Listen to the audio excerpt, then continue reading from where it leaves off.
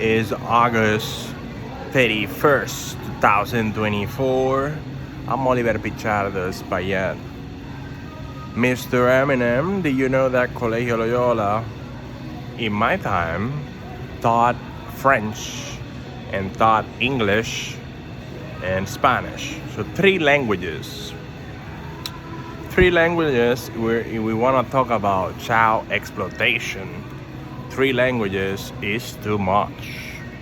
You know, I would say, as an adult, 35-year-old, I would say that English and Spanish were just enough.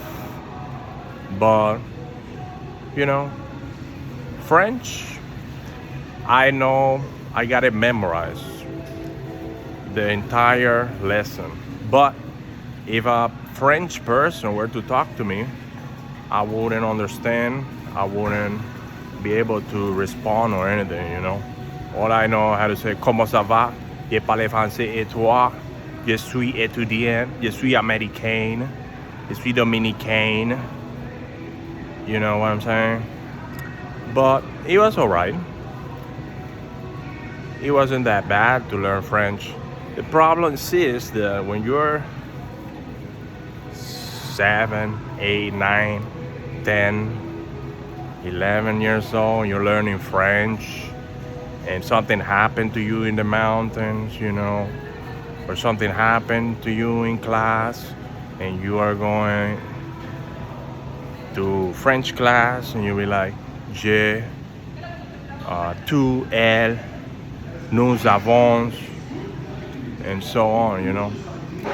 Je parle français, and you just learning a bunch of stuff, plus astronomy, plus biology, plus nature, plus religion class, and you have to learn the entire Bible. It's already way too much. You know, I would say soccer was important, basketball important, art important, Spanish, English important, math important, history important. But when it comes to astronomy, you know, I'm a poet. So they got this priest, Pedro Cartaya, who also is titled father, and he's not my father, and he wants to send you to the stars, just to look at the stars all night or afternoon, and maybe something happened to you in the mountains. So they're fucking with your brain. Colegio Loyola is just a brainwash machine. And the chemistry teacher from high school Loyola, you know, was part of the team of Pedro Cartaya. So Pedro Cartaya was the director of the association that studies science, astronomy, and so on. He was the teacher of extracurricular activity called COMSIL. My brother was part of it. I was part of it. And Pedro Cartaya left. He abandoned the school for a period, for a number of years. He abandoned the school, and I was like hurt, but because there was another class and pre-calculus, calculus, and in my entire high school, I forgot there was a Cartaya in my middle school, Loyola. You get what I'm saying? In the extracurricular activity. And it didn't occur me to go to the office of Jesuit Benito Blanco or Francisco Lluveres, who were the directors of the school. It's called Rector. To knock on, where's Pedro Cartaya? Because there's so much university level of teaching that it's just too much for the student. You know, I fight for students' rights if they are victims of sexual abuse or racism or discrimination or child exploitation or poison knockout, but I have lot of things to talk about Loyola. And I graduated. I was an A+ student. I participated in the spelling contest when I was in middle school Loyola. The problem is the translation from middle school to primaria, secundaria, and high school to bachillerato. You get what I'm saying? It gets it get lost in translation when people from America start asking questions about Caribbean schools. You get what I'm saying? Bachillerato, high school. Primaria, secundaria, middle school. You get what I'm saying? Kindergarten, kinder, pre-kinder.